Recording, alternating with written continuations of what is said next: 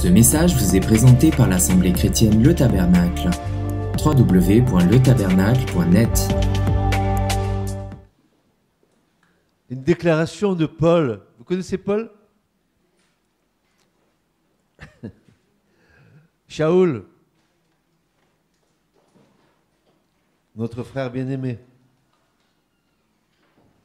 Voilà ce que Paul va nous dire dans Romains 12, versets 1 à 2. Je vous exhorte donc, frères, et je rajoute moi parce que peut-être on ne comprend pas, et sœurs, frères et sœurs, donc les sœurs, vous n'êtes pas mis à part, mais quand Paul dit frère, il dit frères et sœurs, c'est un mot global.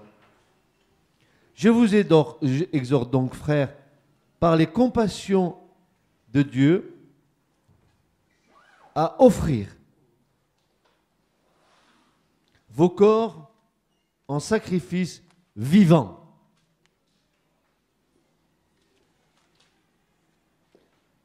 Offrir nos corps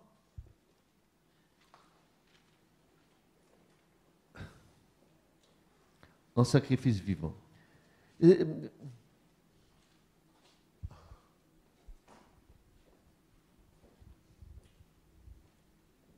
C'est bien de prendre soin de son corps. Il y en a qui... Il y a même aujourd'hui des montres pour vous dire combien vous perdez de calories quand vous courez, combien bat votre cœur. Qu'est-ce qu'on prend soin de son corps? C'est pas mauvais en soi, non, mais c'est pas ce que Paul veut dire, quoi. Il dit ne vous ferez pas vos corps parce que vous avez pesé ce matin, vous avez maigri de 10 kilos. Non, c'est pas le problème. Il veut dire, par les compassions de Dieu, offrez vos corps en sacrifice vivant. Je dois m'offrir en sacrifice. C'est un don que nous puissions devenir le temple du Saint-Esprit. C'est un don, en offrant nos corps, en sacrifice vivant, Dieu va pouvoir faire de nous un temple en esprit. Mais offrir nos corps veut dire offrir nos vies.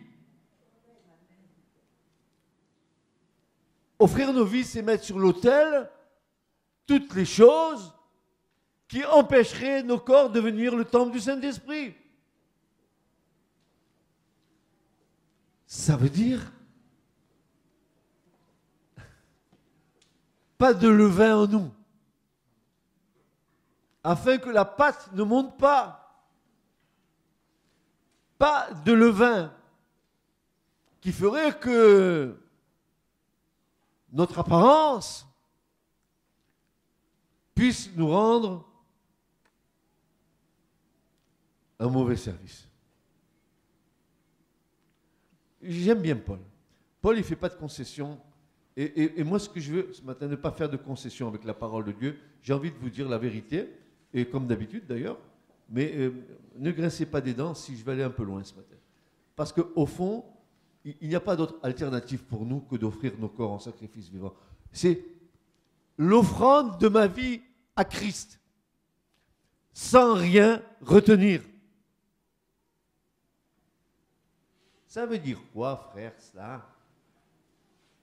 Qu'est-ce que ça veut dire, frère, que j'offre ma vie à Christ sans rien retenir? Ça veut dire qu'à un moment donné, il va falloir que je comprenne que ce n'est plus moi qui ai la direction de ma vie, mais que c'est Christ qui dirige ma vie. Que c'est lui qui a pris le gouvernail de ma vie. Que c'est lui qui me dirige. Que c'est lui qui va m'amener au but.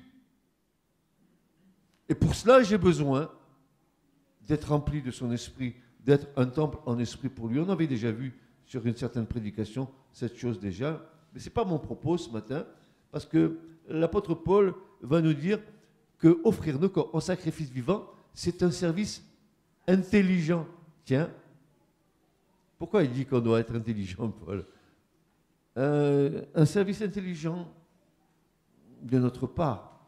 Un service intelligent qui veut dire un service spirituel appartenant à l'Esprit de Dieu. Ça, c'est un service intelligent.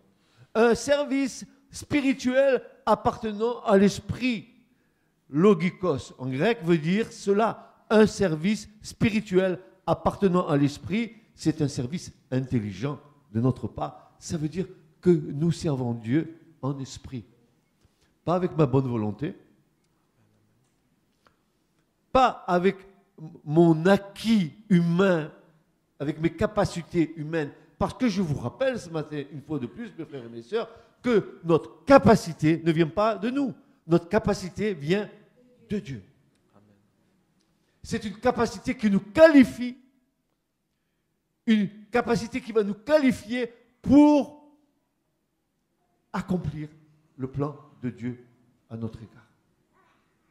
Et Paul dira, ne vous conformez pas à ce siècle. Et ça veut dire, grosso modo, où tu es avec Christ, où tu es dans le monde. Mais tu n'es pas un pied dans le monde et un pied avec Christ. Ne claudique pas des deux pieds ce matin. L'Écriture nous dit, ne vous conformez pas à ce siècle, mais soyez transformés, soyez métamorphosés, soyez transfigurés, dit l'apôtre. Dans quoi? Par le renouvellement de votre entendement. Pourquoi faire? Pour que vous discerniez quelle est la volonté de Dieu, bonne et agréable et parfaite devant Dieu.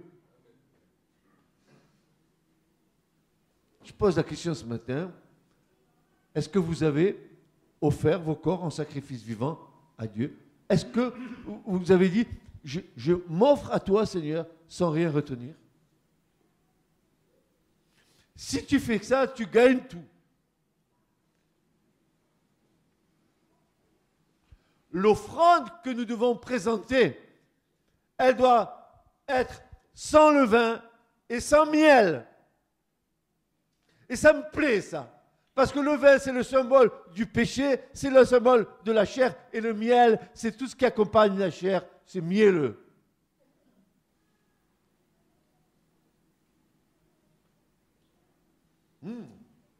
Dieu dit, vous ne m'apporterez pas une offrande avec du levain et du miel. Il a bien raison. Mais il faudra qu'elle soit salée.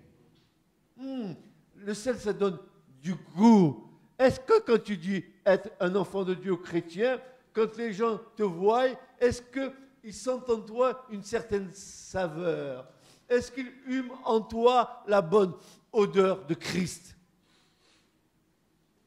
Mais le christianisme, c'est pas je pose mes fesses sur une chaise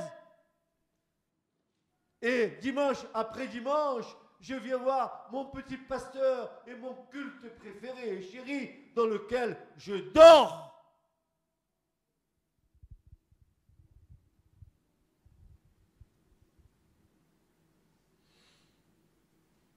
Et ça te dérange. Tant pis pour toi. Ça te dérange d'entendre ça ce matin. Tant pis pour toi. Je vais continuer. Il y a là matière à réflexion devant une telle responsabilité que celle de servir Dieu. Paul nous parle ici d'un service intelligent, mais intelligent dans l'esprit. Et je ne sers pas Dieu avec mon intelligence humaine, mais je sers Dieu avec l'intelligence que me donne le Saint-Esprit. Parce que l'Esprit de Dieu va m'amener à servir Dieu selon l'Esprit. Qu'est-ce que ça veut dire? Servir Dieu selon l'Esprit, ça veut dire, en clair, es-tu rempli du Saint-Esprit? C'est quoi ça? Ça veut dire, est-ce que Christ vit en toi? Mais c'est quoi ça? Mais alors, es-tu né de nouveau? Mais c'est quoi ça? Mais est-ce que tu t'es repenti? Mais c'est quoi ça? Est-ce que tu as confessé tes péchés? Mais c'est quoi ça?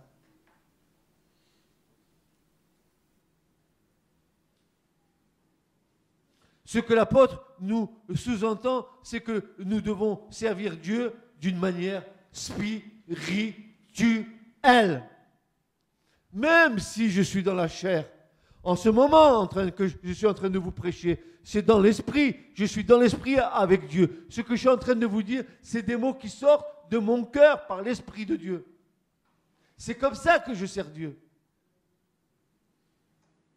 Pas parce que j'ai un bout de papier devant, parce que mon cœur est disponible à l'action du Saint-Esprit. Mon esprit est attaché à l'esprit de Dieu. Est-ce que tu comprends ça ce matin? Mais c'est là le fondement de ta relation avec le Seigneur. Le mot culte raisonnable que certains traduisent ici dans ce passage n'est autre qu'un culte spirituel ou un culte en esprit. Un culte en esprit. Mais y a-t-il réellement un culte raisonnable? Pour cela, il est évident que la première partie de notre verset va nous donner un éclairage nécessaire. Oui, un culte raisonnable, c'est offrir nos corps en sacrifice vivant. C'est notre que laisser la croix accomplir son œuvre de mort en nous pour nous donner en retour la vraie vie de l'esprit. Meurs pour que tu vives, mais meurs une bonne fois pour toutes, meurs pour vivre. Plus je meurs à moi-même, plus je meurs à ce que je suis, et plus la vie de Christ se répand en moi.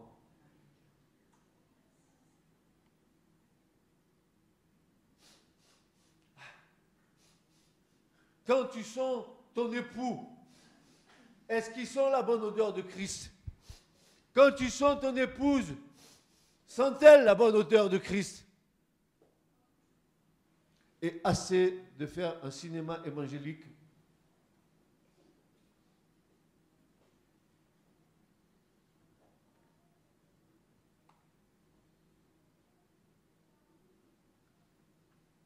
Offrir nos corps en sacrifice vivant n'est autre que de laisser la croix accomplir son œuvre de mort en nous pour nous donner en retour la vraie vie de l'esprit. C'est à cette seule condition que notre service est acceptable. Acceptable devant Dieu. Quand tu te présentes devant Dieu, c'est dans cette condition-là que tu dois être.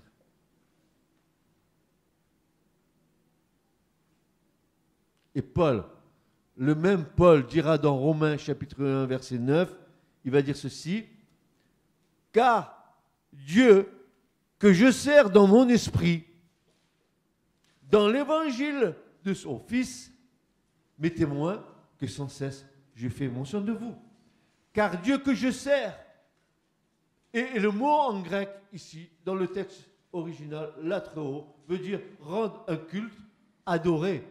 Car Dieu que je sers, sous-entendu, Dieu que j'adore. C'est mieux que servir et faire. J'adore. Qu'est-ce que cherche Dieu? Qu'est-ce que cherche le Seigneur? L'heure est venue, elle est déjà là, où le Père cherche des adorateurs en esprit et en vérité. Voilà ce que tu dois être.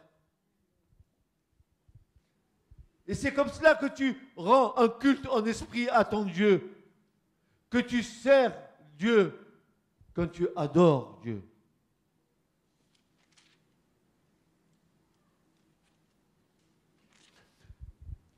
Paul disait que le juif, c'est celui qui est dans son cœur, c'est un adorateur dans le cœur.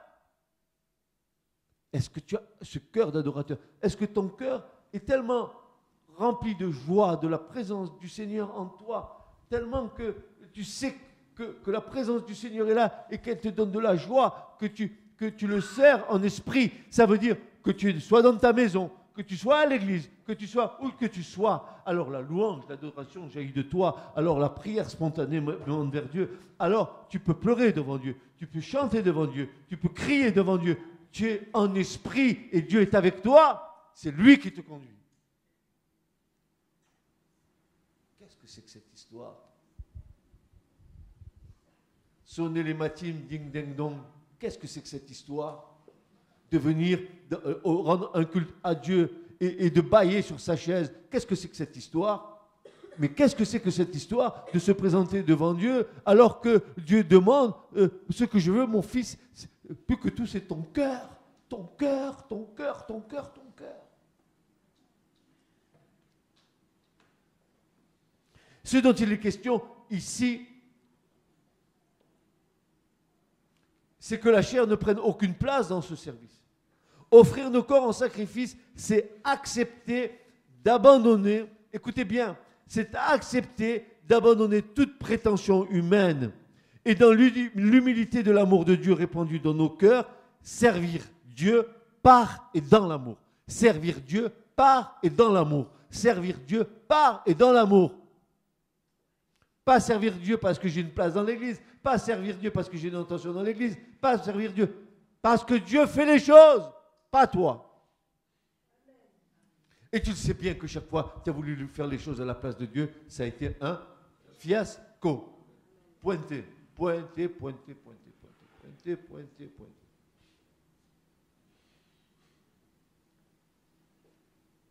C'est comme ça que beaucoup se trompent. Beaucoup pensent qu'ils sont appelés de Dieu pour faire quelque chose. Ils se trompent et ils trompent les autres.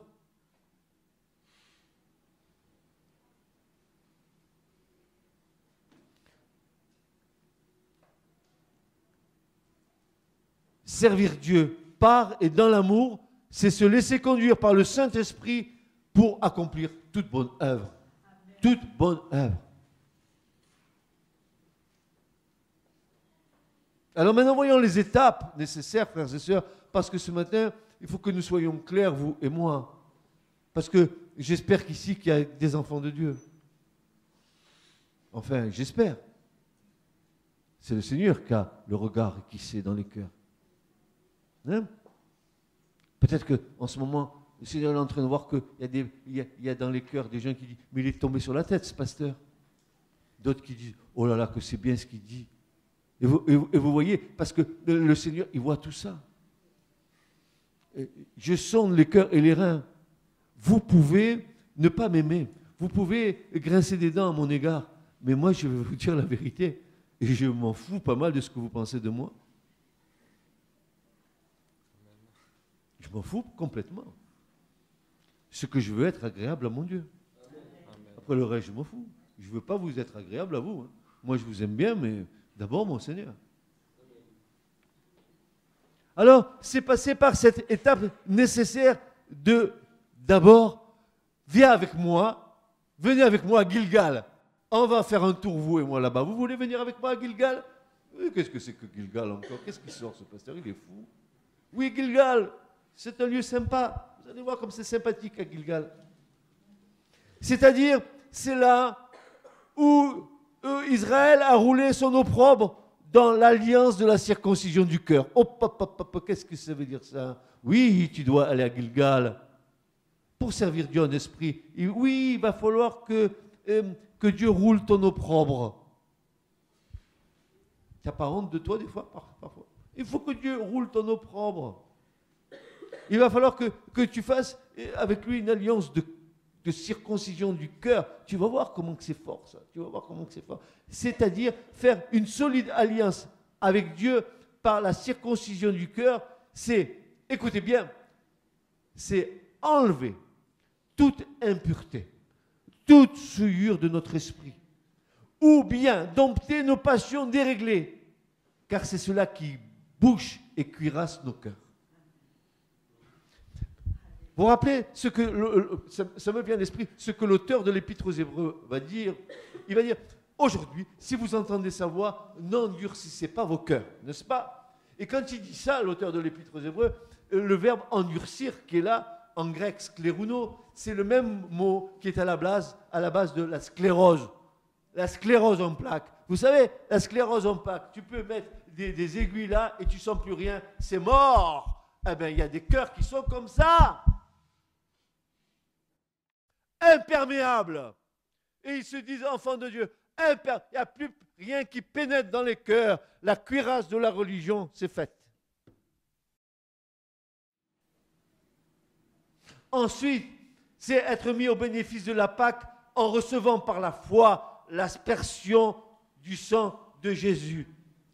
Enfin, accepter comme illégal que Dieu roule l'opprobre de nos vies souillées par les choses du monde, tel Israël à l'entrée en Canaan et à sa sortie de l'Égypte. C'est la montagne d'Aralot. Et la montagne d'Aralot, je ne sais pas si vous connaissez là, mais c'est dans les Écritures.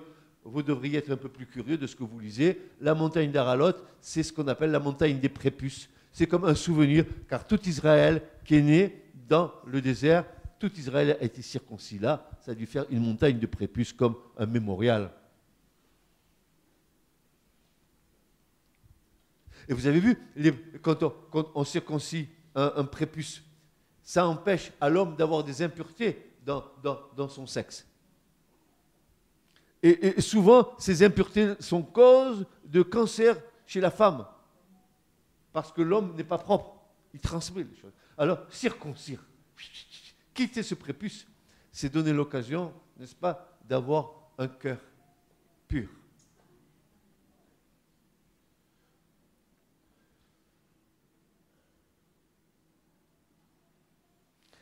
Servir Dieu, c'est accepter que l'œuvre de la croix soit plantée dans nos cœurs et la laisser pénétrer au très fin fond de notre être pour que Dieu puisse diviser l'âme de l'esprit.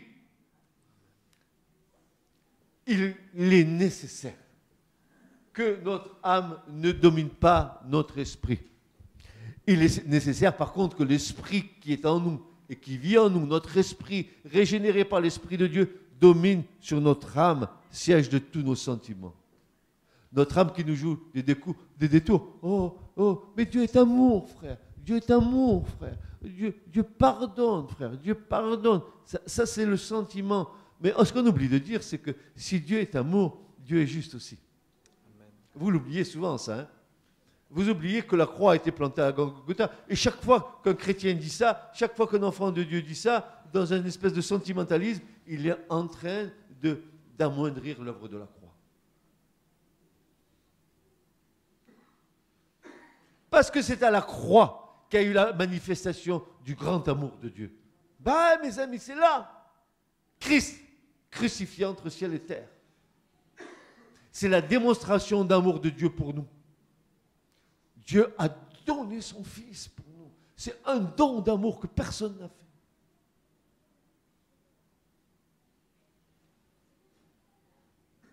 Servir Dieu, c'est accepter que l'œuvre de la croix soit plantée dans nos cœurs et la laisser pénétrer au très fin fond de notre être pour que Dieu puisse diviser l'âme de l'esprit. C'est accepter la circoncision du cœur qui consiste à ôter le prépuce de nos cœurs là où se cache toutes sortes d'impuretés, et enfin, porter l'opprobre de Christ. Ah oui, hein, on veut bien suivre Christ. Ah oui, mais Paul va dire que nous sommes héritiers de Dieu, co-héritiers du Christ, toutefois, si nous souffrons avec lui, afin d'être glorifiés avec lui. N'est-ce pas? Et les chrétiens ne veulent pas la souffrance, mais pourtant c'est par là que nous passons. On est obligé de passer par là. Pourquoi? Parce que c'est à travers les épreuves que Dieu est en train de nous émonder et nous purifier. Amen. On est tellement têtus, obtus. On est des khmars, des ânes, battés. Et pourtant on dit qu'on a l'Esprit de Dieu. Vous avez vu, hein, comment des fois on s'entête. Des petits taureaux de Bazan.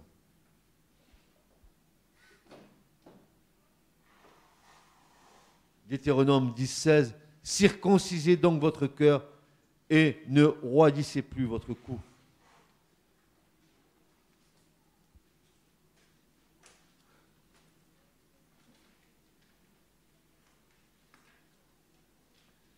Vous savez, frères et sœurs, le message qui est là, c'est un message qui est nécessaire pour les temps que nous vivons.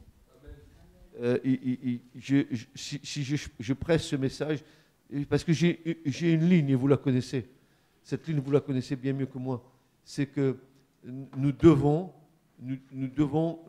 prêcher, dans les temps que nous vivons, nous devons prêcher non seulement sur ce que va faire Dieu dans les temps de la fin.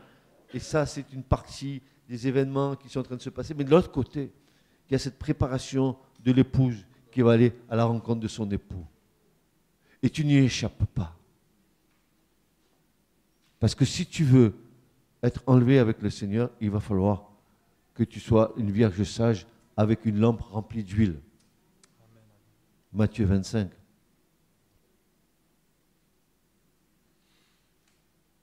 En fait, tant que nous ne rentrons pas dans la nouvelle alliance, dans une alliance de cœur, nous ne serons jamais en capacité de servir le Dieu vivant et vrai.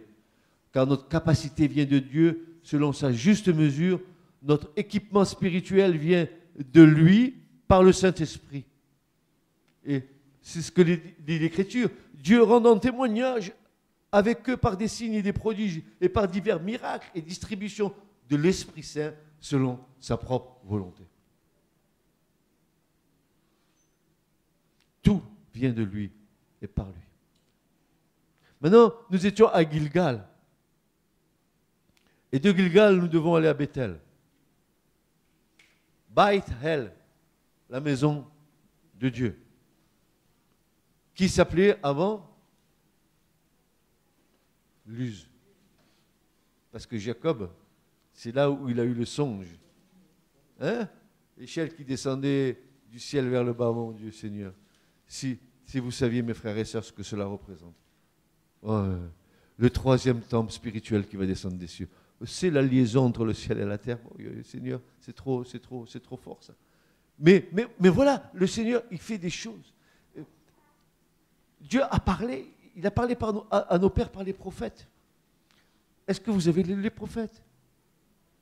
Les grands, les petits. Est-ce que vous y avez mis votre cœur en lisant les prophètes? Qu'ont-ils à nous dire, les prophètes? Et c'était pour entretenir notre foi. Et après, l'Écriture nous dit, et à la fin des temps, et au dernier temps, Dieu nous a parlé par qui? Par son Fils, qu'il a établi héritier sur toutes choses, par lesquelles il a créé les mondes, etc., etc. Hébreux chapitre 1, versets 1 et 2.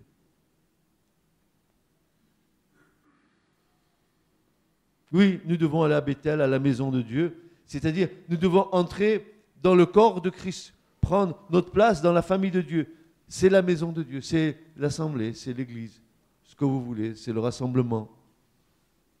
Le mot que vous voudrez y mettre dessus, peu importe. C'est entrer dans le corps de Christ, prendre notre place dans la famille de Dieu. Nous sommes bien en famille. Vous dites Amen. Et si l'église n'est pas une famille, ce n'est pas une église. C'est un fourre-tout. Il n'y a pas ici un membre de cette église qui ne se connaisse pas et qui ne vive pas dans l'amour. Vrai ou pas, mes frères et sœurs? Il y a une connaissance des uns et des autres. L'église, ce n'est pas impersonnel. L'église, ce n'est pas un tas de gens qui se rassemblent, qui ne se connaissent même pas. Bon, bonjour frère, au revoir sœur. À la semaine prochaine, sœur, au revoir mon frère. Salut. C'est ça la relation. C'est ça la famille. La famille, c'est je pleure avec celui qui pleure. Je me réjouis avec celui qui se réjouit. J'aide celui qui en a besoin. C'est ça la famille. Je prie pour celui qui a besoin compris. C'est ça la famille de Dieu. Ce n'est pas autre chose qu'une vraie famille au bon sens du terme. Et on se connaît. Moi, j'ai des difficultés quand je vois des personnes qui arrivent dans l'église, des nouveaux. C'est arrivé avec Stéphane et avec ton épouse. J'ai des difficultés à aller vers les personnes. Tant que je ne les connais pas, je reste sur mes gardes. Pourquoi? C'est pas que je n'ai pas confiance, mais il va falloir qu'à un moment donné, que je connaisse. Et il faut développer une relation pour cela. Mais pas du jour « Oh mon frère, ma soeur, je te connais il y a 2 minutes. » Non, je ne te connais pas. Attends, laisse-moi voir tes fruits, après on verra. Et je te dirai si tu es mon frère ou ma soeur.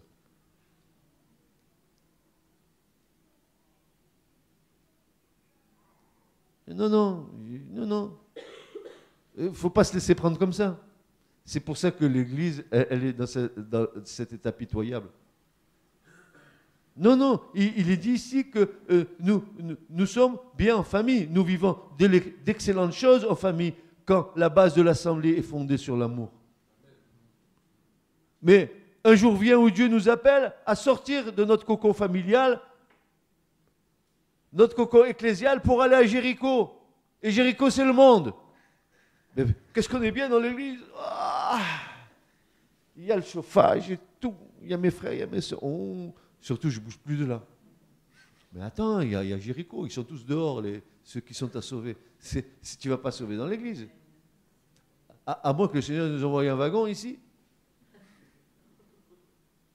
Mais non, mais un jour vient où Dieu nous appelle à sortir de notre cocon familial, ecclésial, pour aller à Jéricho dans le monde, là où tout est pollué, où nous devons aller chercher les âmes, dans les lieux les plus sombres, les plus abjects que le Seigneur, car le Seigneur n'est pas venu pour les bien portants, mais pour tous ceux qui sont malades, fatigués, captifs, prisonniers. Allez là où Dieu, et Dieu seul désire vous envoyer. Servir Dieu, c'est offrir un sacrifice qui nous coûte quelque chose.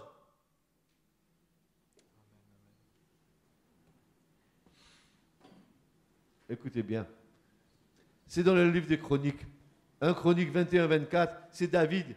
Mais le roi David dit à Ornan, non, je veux l'acheter, ce terrain, contre sa valeur en argent, car je ne présenterai point à l'Éternel ce qui est à toi, et je n'offrirai point un holocauste qui ne me coûte rien. Ça coûte de s'offrir un holocauste. Ça te coûte. Tu abandonnes tes prétentions, tu abandonnes ton orgueil, tu abandonnes ta fierté. Alors oui, de fierté, tu fais comme le Seigneur. Tu te fais humble. Tu t'humilies comme lui-même. Tu prends la forme d'esclave. Toutes les valeurs qui sont contraires à la chair.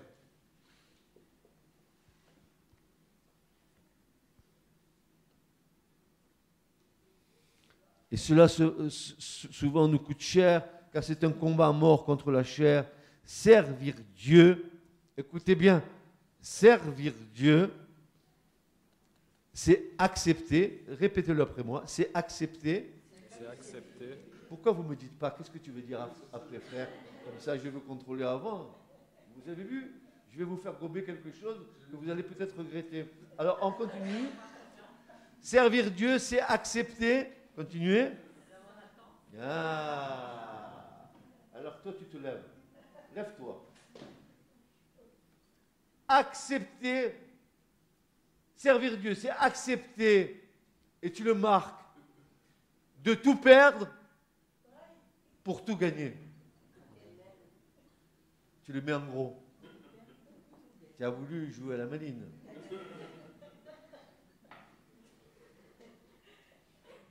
Servir Dieu, c'est accepter de tout perdre pour tout gagner. C'est aussi accepter que la main de Dieu s'appesantit sur nos vies afin que jaillisse de nos cœurs tout ce que nous retenions. Amen. Je ne sais pas si dans le royaume de Dieu il y a des balais. Non? Comment il fait pour balayer les cœurs, le Seigneur, alors? C'est le sang, alors. C'est le sang, il n'y a pas de balai. À la javel, peut-être. C'est accepter que la main de Dieu s'appesantisse sur nos vies afin que jaillisse de nos cœurs tout ce que nous retenions. C'est être libre, c'est être libéré. Qui est libre ce matin? Attention que tu lèves la main, toi. Qui est libre ce matin? Si le Fils nous a franchis, nous sommes à l'égard de quoi? Péché. Voilà.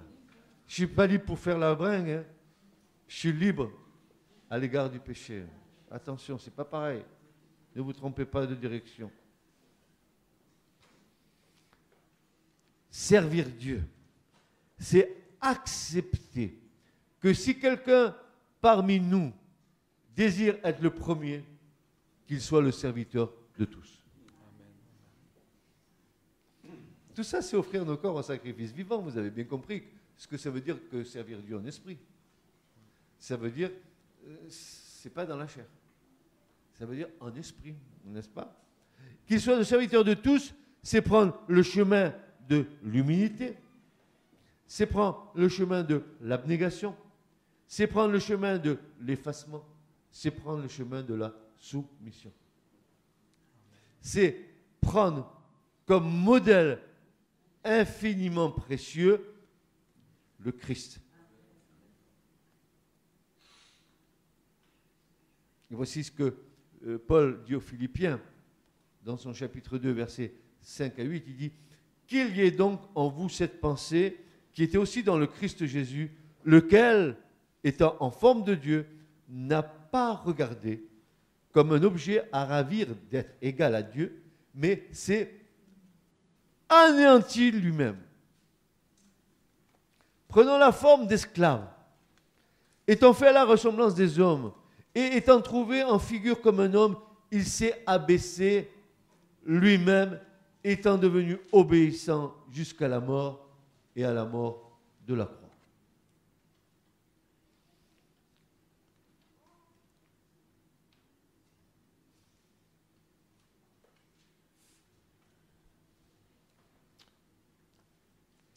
La vraie question, c'est paraître ou disparaître.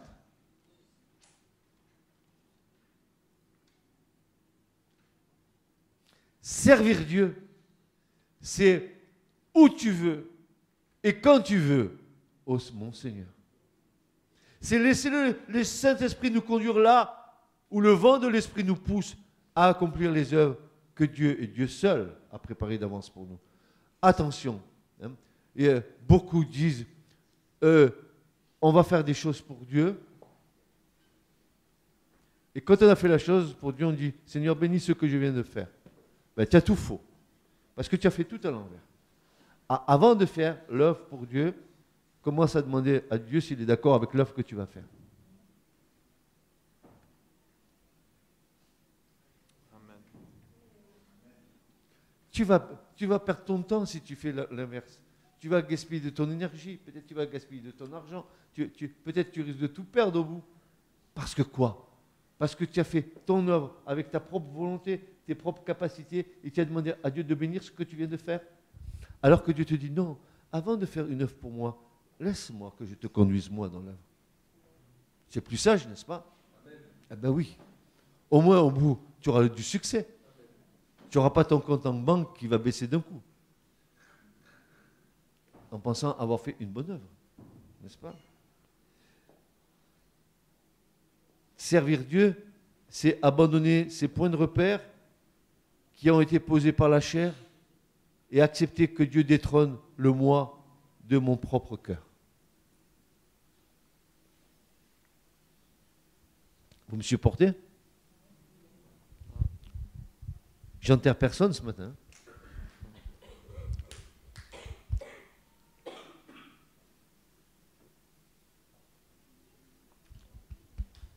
Vous avez vu que ils sont forts, hein, les médias sont forts. Quand il y a avant les informations, parce qu'il ne faut pas mourir bête quand même, il faut savoir ce qui se passe un peu dans le monde. Avant les informations, il y a la publicité. Et depuis quelque temps, je ne sais pas si vous avez remarqué, il y a une publicité qui parle de contrat d'obsèques. Avec ma femme, on rigole. Ils s'entraînent juste avant les... C'est une bonne information, ça.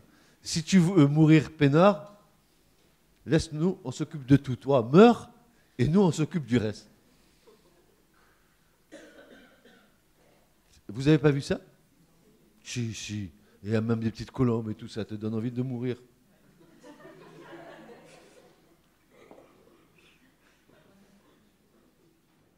Servir Dieu, c'est accepter d'être rejeté. Servir Dieu, c'est accepter d'être traité de démoniaque. Servir Dieu, c'est être l'objet d'une telle contradiction de la part des pécheurs. Servir Dieu, c'est être seul. C'est un risque à prendre lorsque nous sommes à l'opposé des bien-pensants. Même dans l'assemblée.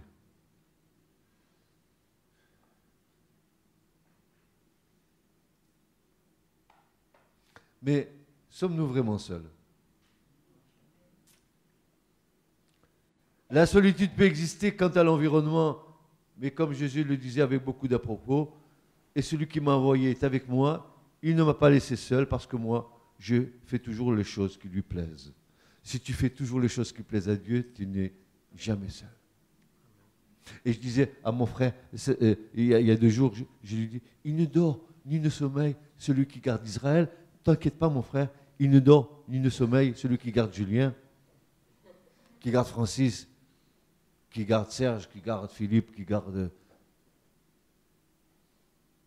Stéphane Di Borgio, de je ne sais pas quoi, de Bergamote. On n'est pas seul. Dieu est avec nous. Servir Dieu, c'est non pas ma volonté, mais ta volonté, Père. Accepter d'aller jusqu'au bout de la volonté divine, quoi que cela puisse nous coûter. Et on essaye de concilier la chèvre et le chou. Bon, Dieu, elle a dit ça, moi j'ai dit ça, bon, il ne faut pas faire comme ça, il faut pas faire comme ça. Mais il y a à un moment donné une prise de position où je suis avec Dieu, où je suis très bien. Mais je ne suis pas à claudiquer des 2 pieds. Il faut que je prenne ma position. Ça veut dire quoi cette histoire? Ça veut dire qu'à un moment donné, si je prends ma position pour Dieu, que dans mon cœur c'est une vérité, Dieu prendra position pour moi. Et il fera des choses tout à fait étonnantes que tu n'auras même pas pensé. Parce qu'avec tes pensées humaines, toi, tu t'es échafaudé un plan, d'ailleurs qui est un plan qui tombe, hein, qui peut pas arriver à terme, mais parce que Dieu, lui, il a son plan. N'hésite pas à prendre position pour le Seigneur contre vent et marée. Même si ça te coûte. Mais qu'est-ce que sont, comme dit l'apôtre, qu'est-ce que sont les légères afflictions d'un moment en vue du poids de gloire qui arrive? Mais qu'est-ce que c'est? Qu'est-ce que tu veux faire? Tu veux nager la chèvre et le chou? Mais il est question de vie éternelle. Il est question de vie éternelle pour l'autre.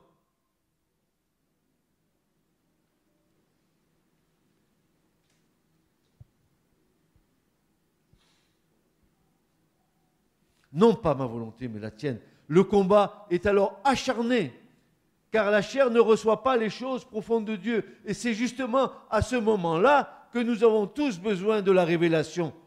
Je ne comprends pas, mais ce que je saisis, je le saisis par l'Esprit de Dieu. Je ne comprends pas, mais Dieu me donne à saisir la chose. Et si je saisis la chose par l'Esprit de Dieu, alors oui, ce que tu n'as pas compris maintenant, certainement tu le comprendras plus tard, car le Seigneur ne nous laisse pas dans l'ignorance. Vrai ou pas? Amen. Jamais Dieu nous laisse dans l'ignorance. Jamais le Seigneur ne nous laissera. Il est important que notre intelligence soit ouverte pour que nous saisissions la révélation. Or, le Seigneur, l'Éternel, ne fera rien qu'il ne révèle son secret à ses serviteurs, les prophètes. C'est aussi savoir que nous sommes entendus de notre Père Céleste dans des situations où notre impuissance se mesure devant une situation inextricable.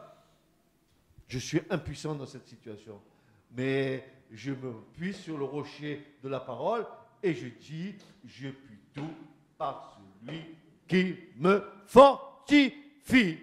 Amen. Je puis tout par celui qui me fortifie. Et tout, c'est pas un peu, c'est tout.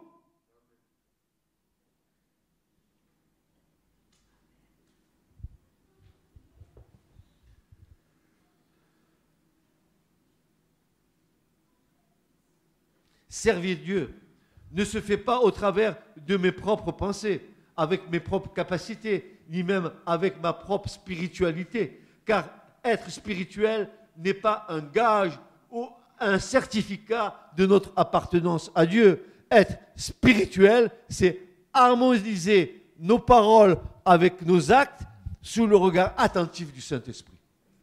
J'harmonise ce que je dis avec ce que je fais sous le regard de l'Esprit Saint. Ça, c'est être spirituel.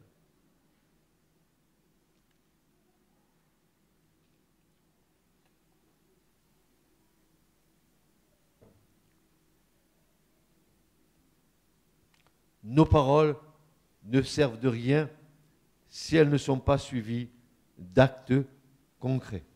Ça me fait penser à une chanson de ma jeunesse que vous connaissez. C'était une excellente chanteuse avec l'accent égyptien qui s'appelait Dalida et qui chantait paroles, paroles, paroles. Et allez en avant, les paroles, tu veux? Et paroles, paroles, paroles, paroles, paroles. Et paroles, paroles.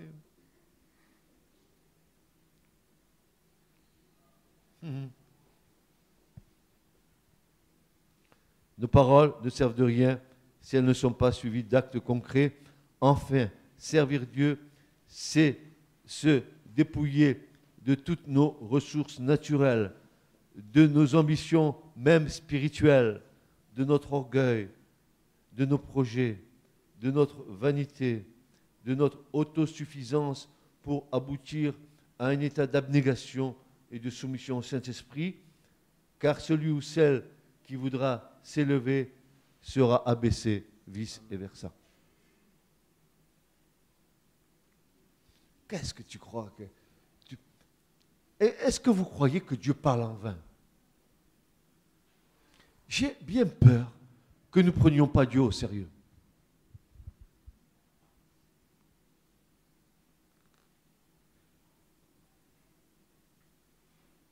Parce que si la parole de Dieu est vraie, alors quelle devrait être mon attitude personnelle? Dilettante. Je fais ce que j'ai envie de faire et puis je sers Dieu. Croyez-vous, mes frères et sœurs, qu'on sert Dieu comme ça? Vous vous rappelez les règles de sainteté dans lesquelles nous devons servir Dieu? Nous sommes le temple du Saint-Esprit et nous avons dit dans une prédication que nous devons servir Dieu selon les règles du temple. Oui ou non? Vous croyez que les Lévites y rentraient dans le temple avec la cigarette au bec et qui rentraient pour faire le service de Dieu, olé, olé, olé? Vous croyez que les Lévites y venaient servir Dieu au moment de leur service alors qu'ils avaient fait la bringue la veille, ils étaient sortis en boîte, où ils avaient fait la bringue? Vous croyez que servir Dieu c'est ça? Mais un jour ou l'autre, la patience de Dieu va s'arrêter pour nous. Car la patience de Dieu, c'est notre salut, dit l'Écriture. Mais il faudra, à un moment donné, il faudra cesser de jouer.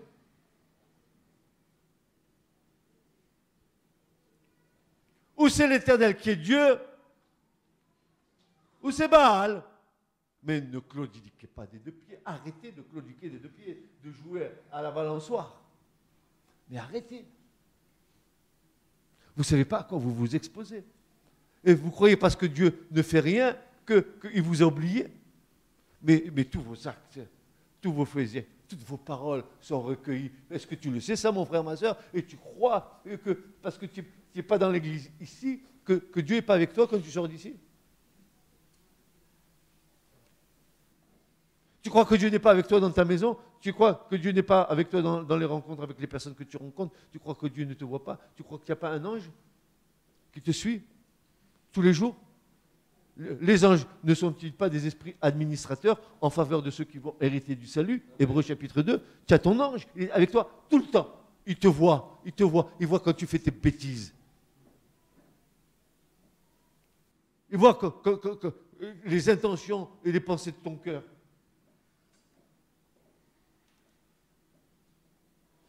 Et tu devrais rendre gloire à Dieu de ce qu'il est patient avec toi et avec moi. Qu'est-ce que tu crois? Qu'est-ce que tu crois? Quel est le Dieu que tu adores? Dis-moi. Quel Dieu adores-tu? Le Dieu que tu as fait à ton image ou le vrai Dieu?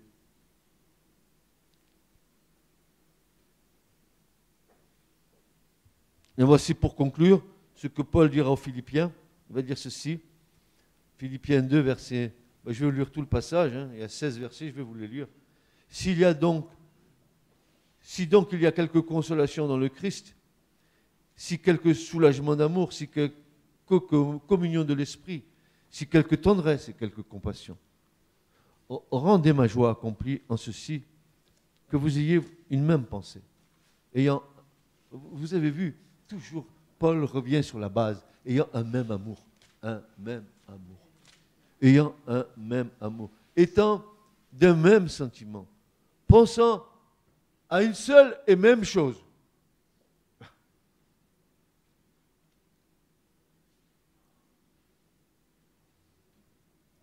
Que rien ne se fasse par esprit de parti ou par vaine gloire, mais que dans l'humilité, l'un estime l'autre supérieur à lui-même.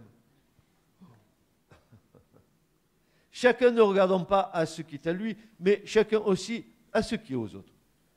Qu'il y ait donc en vous cette pensée qui était aussi dans le Christ Jésus, lequel, étant en forme de Dieu, n'a pas regardé comme un objet à ravir d'être égal à Dieu, mais s'est anéanti lui-même, prenant la forme d'esclave.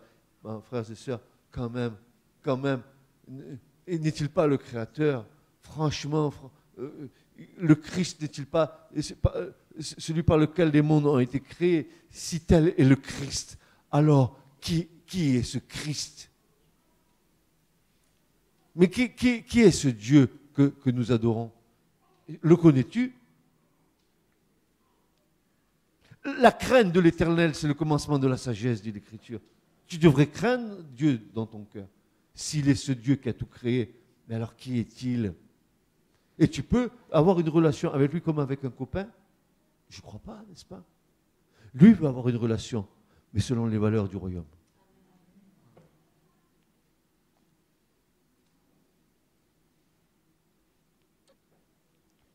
Mais s'étant anéanti lui-même, prenant la forme d'esclave, ayant été fait à la ressemblance des hommes, étant trouvé en figure comme un homme, il s'est abaissé lui-même, étant devenu obéissant jusqu'à la mort et à la mort de la croix. C'est pourquoi aussi Dieu l'a haut élevé et lui a donné un nom au-dessus de tout nom, afin qu'au nom de Jésus, écoutez bien, se ploie tout genou, et les tiens et les miens, des êtres célestes et terrestres et infernaux, et que toute langue confesse que Jésus-Christ est Seigneur à la gloire de Dieu le Père. Ainsi donc, mes bien-aimés, de même que vous avez toujours obéi, non seulement en ma présence, mais beaucoup plus maintenant en mon absence, travaillez à votre salut avec crainte et tremblement. Car si Dieu, qui opère en vous le vouloir et le faire selon son bon plaisir, faites toutes choses sans murmure et sans raisonnement. J'aime bien ça. Sans murmure et sans raisonnement. Afin que vous soyez sans reproche et purs, des enfants de Dieu irréprochables. Et t'écoutes, Église, des enfants de Dieu irréprochables au milieu d'une génération tordue et perverse, parmi lesquels vous reluisez comme des luminaires dans le monde, présentant la parole de vie pour ma gloire au jour de Christ, en témoignage que je n'ai pas couru en vain, ni travaillé en vain. Amen. Et c'est ma prière pour moi.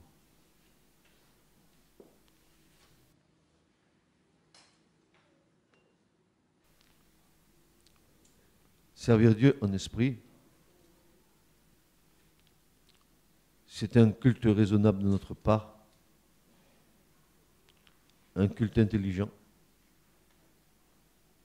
dans lequel nous manifestons l'adoration au Seigneur, car nous sommes des adorateurs, d'abord en priorité, des adorateurs en esprit et en vérité, des hommes et des femmes qui adorons le Seigneur. Mes frères et sœurs, il me souvient d'un vieux cantique des années, je ne sais pas combien, qui disait, mais compte tous les bienfaits de Dieu, mets-les tous devant tes yeux, et tu verras en adorant combien le nombre en est grand. Amen, c'est bien ça, n'est-ce pas? Et quand tu vois tout ce que Dieu peut faire dans ta vie, dans ta famille, dans tes enfants, tu devrais sauter de joie comme un veau dans l'étable. Tu devrais dire, oh, alléluia, merci Seigneur pour tout ce que tu fais. Merci Seigneur que tu aies compassion de nous. Merci Seigneur pour le salut que tu accordes à ma maison. Merci Seigneur, j'ai cru que si moi je croyais, moi et ma famille seraient sauvés. Et Seigneur, tu agis dans ce sens. Loué soit ton nom. Et je t'adore. Et tu te mets à genoux et tu adores Dieu. Tu le remercies, quoi. Franchement, il n'y a pas de quoi.